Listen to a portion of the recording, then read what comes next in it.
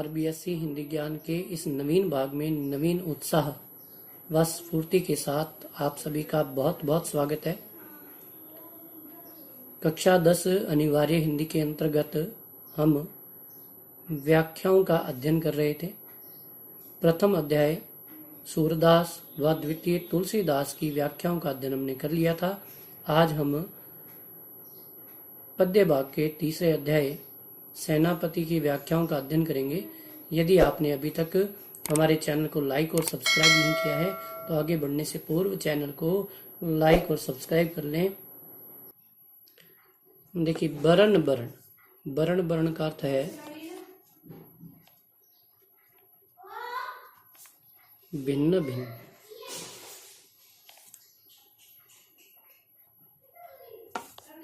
तरु वृक्ष, फूले अर्थात पल्लवित होना।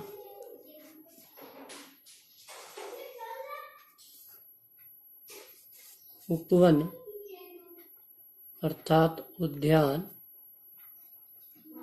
और वन अर्थात वन। कवि सेनापति कहते हैं कि वसंत ऋतु के आगमन पर वनों और उद्यानों में भिन्न भिन्न रंगों के पुष्प वृक्षों पर पल्लवित हो गए हैं अर्थात खिल गए हैं। सोई वही। चतुरंग यानी कि 4 अंगों वाली।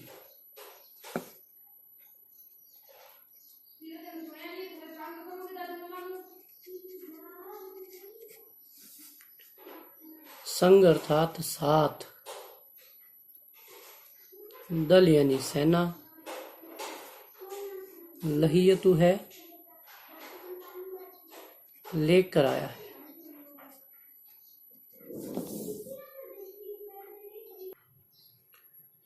वही भिन्न भिन्न रंगों के पुष्प ही वसंत ऋतु की चतुरंगिणी सेना है जिसे वह अपने साथ लेकर आया है।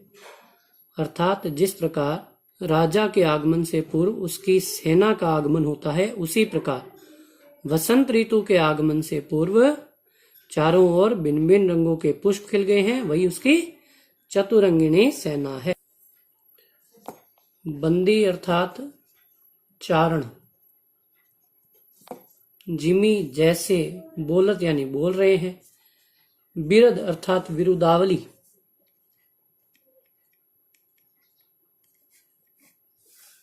वीर अर्थात वीरों की। कोकिल अर्थात कोयल। कि कोयल द्वारा मधुर कूक उत्पन्न करना ऐसा प्रतीत हो रहा है कि जैसे चारण किसी वीर पुरुष की विरुदावली का गायन कर रहा हो। गुंजत यानी गुंजार करना। मधुप यानी कि भ्रमर। गान गुण गहीयतु है। गहीयतु है अर्थात रूप ले लिया है।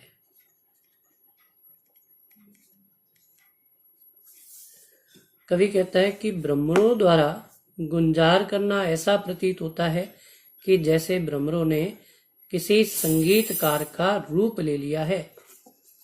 आवे आसपास, आसपास अर्थात चारों ओर से। पुहुपन, पुहुपन यानी पुष्पों की।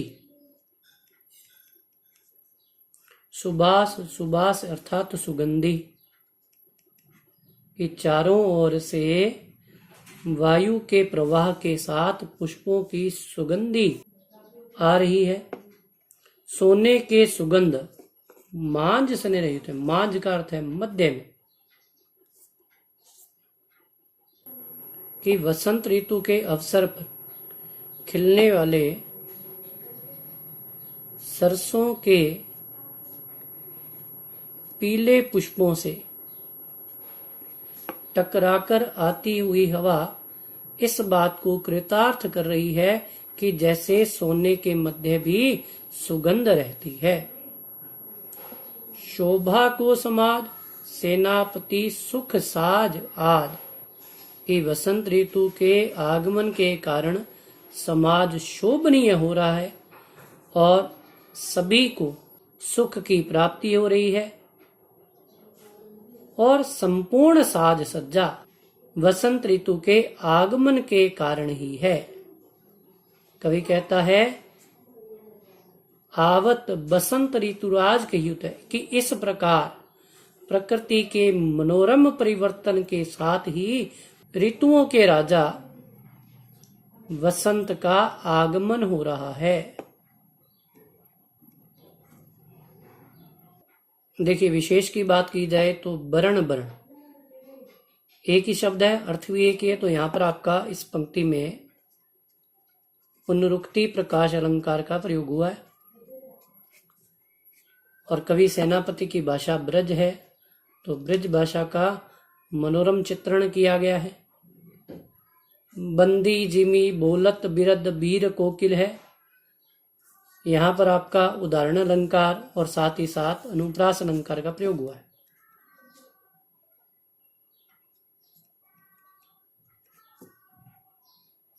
देखिए अगली व्याख्या देखिए, देखे छिति अंबर जले हैं चारी ओर छोर, तिन तरबर सबको ही रूप हर्यो है। देखिए, प्रसंग में कह सकते हैं कि प्रस्तुत काव्यांश के माध्यम से कवि ने ग्रीष्म ऋतु की भयंकरता एवं वर्षा ऋतु की मनोहरता का चित्रण किया है। देखे का अर्थ है देखें, क्षिति अर्थात पृथ्वी, अंबर अर्थात आकाश, जले हैं अर्थात जल रहे हैं, चारी यानी चारों, और छोर यानी कि सीमाएं। पहले इसके ग्रीष्म ऋतु का वर्णन कर रहे हैं। तो ग्रीष्म ऋतु के अंतर्गत कवि ये कहता है कि ग्रीष्म ऋतु के प्रभाव द्वारा पृथ्वी और आकाश की चारों सीमाएं जलती हुई सी प्रतीत हो रही हैं। तिन अर्थात घास, तरबर वृक्ष, सब ही को रूप हर्यो है। रूप हर्यो का अर्थ है रूप का हरण कर लिया है। कवि कहता है कि ग्रीष्म ऋतु के भयंकर प्रभाव ने घास और वृक्ष सभी के रूप का हरण कर लिया है, अर्थात उनके रूप को झुलसाकर नष्ट कर दिया है। महाझर लागे ज्योति भादव की होती चले। देखिए, ग्रीष्म ऋतु के अंतर्गत महाझर का अर्थ है लू। लागे ज्योति, ज्योति का अर्थ है प्रकाश।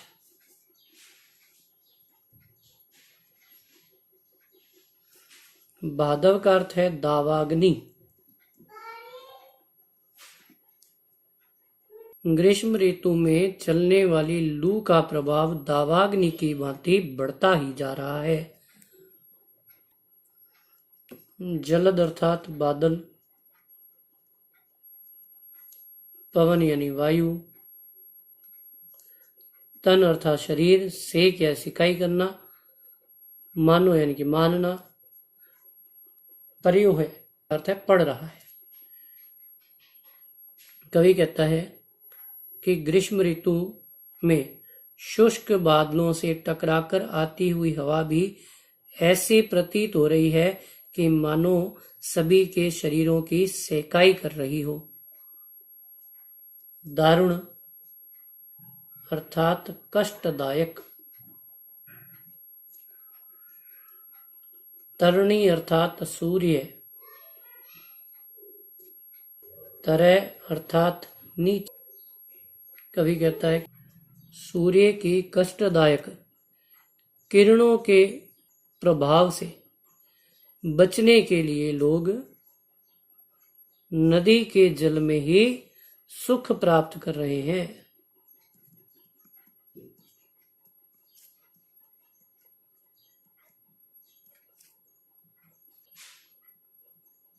सिरी अर्थात ठंडी, घन छाह, घनी छाया या बादलों की छाया।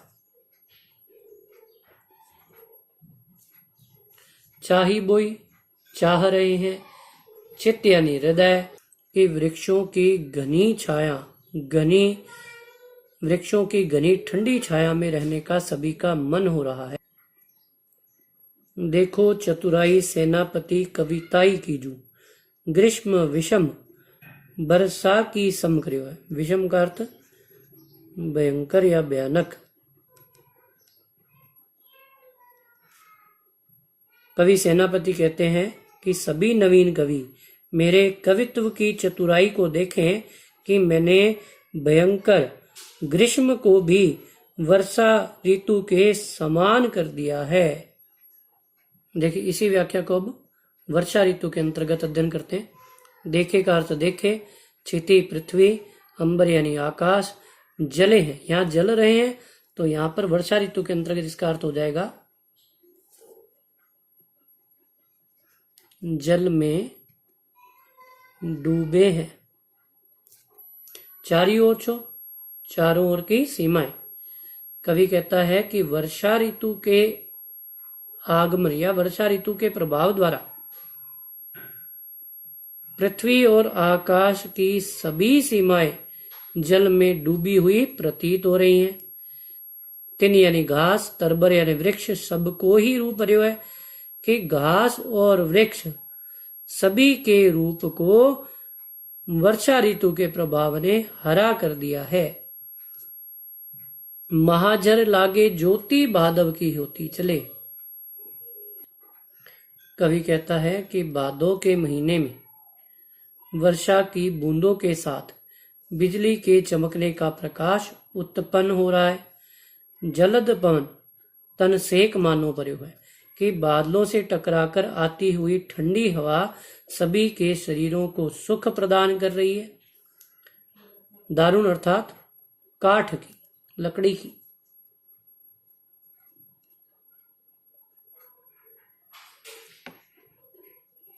तरनी अर्थात नौका कि ऐसे मन भावन मौसम में लोग लकड़ी की नाव में बैठकर इधर उधर विचरण करते हुए सुख प्राप्त कर रहे हैं।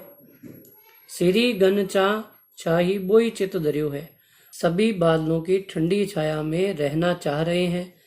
देखो चतुराई सेनापति कविताई कीजू। कवि सेनापति कहते हैं कि मेरे कवित्व की चतुराई को देखें कि मैंने भयंकर ग्रीष्म ऋतु को भी वर्षा ऋतु में परिणत कर दिया है। अगली व्याख्या देखिए। दामिनी अर्थात बिजली, दमक अर्थात चमक रही है। सुरचाप की चमक, सुरचाप अर्थात इंद्रधनुष।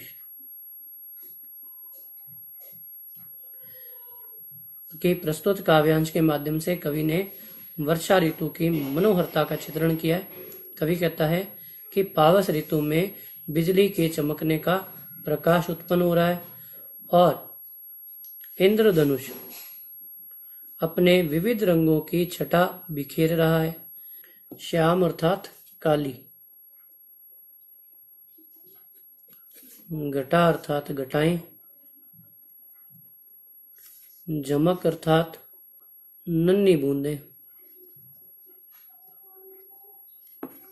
अति यानी अत्यधिक, घोर यानी भयंकर, घनघोर यानी कि गर्जन।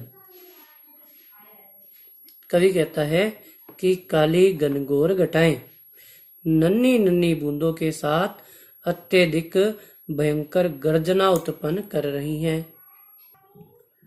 कोकिला अर्थात कोयल,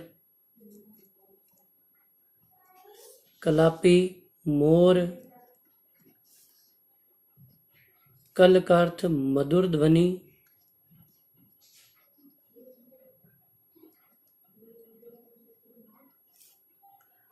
कूजत यानी कूक, कवि कहता है कि ऐसे मन भावन मौसम में कोयल और मोर अपनी मधुर ध्वनि में कूक उत्पन्न करते हुए जित तित अर्थात इधर उधर विचरण कर रहे हैं। देखिए, सीकर अर्थात जल की बूंदें, शीतल यानी कि ठंडी, समीर अर्थात वायु, झकोर यानी झोंकों के साथ,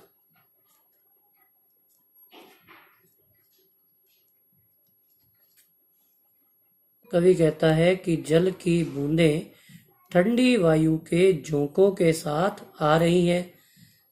सेनापति आवन, आवन यानी आने को, कहियो यानी कहा, मन भावन, मन भावन अर्थात मन को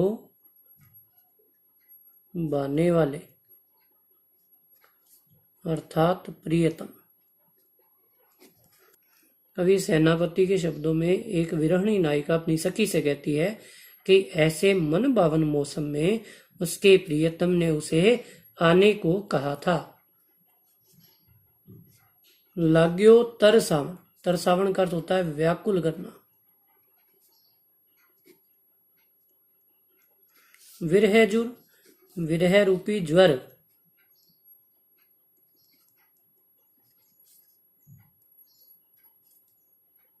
जोर अर्थात प्रबलता से,